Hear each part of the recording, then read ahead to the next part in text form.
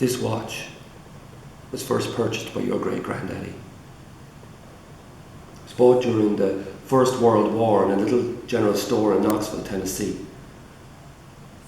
It was bought by Private Doug-Boy Ernie Coolidge the day he set sail for Paris.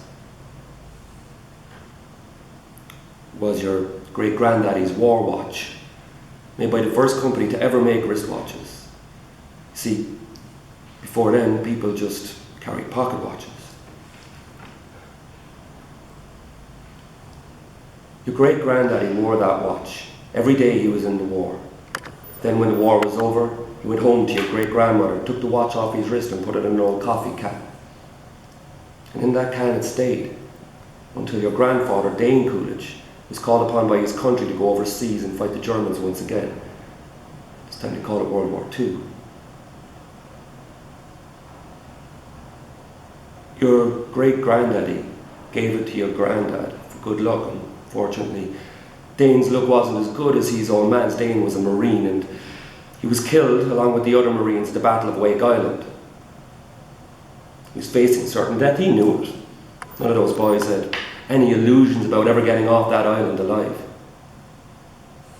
So, 3 days before the Japanese took the island, he asked a gunner on an Air Force transporter named Wanaki, a man he'd never met in his life, to deliver to his infant son, who he'd never seen in the flesh, his gold watch. 3 days later, your grandfather was dead. But Wanaki kept his word. And when the war was over, he paid a visit to your grandmother, delivering to your infant father his dad's gold watch. This watch. This watch was on your daddy's wrist when he was shot down over Hanoi. He was put in a Vietnamese prison camp. Now, he knew if the Gooks ever saw the watch, they'd confiscate it.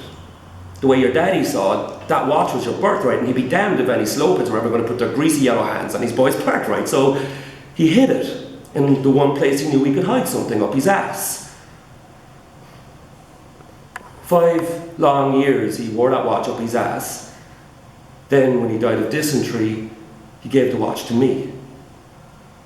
For 2 years, I hid this uncomfortable hunk of metal up my ass. Then, after 7 years, I was sent home to my family. And now, young man, give the watch to you.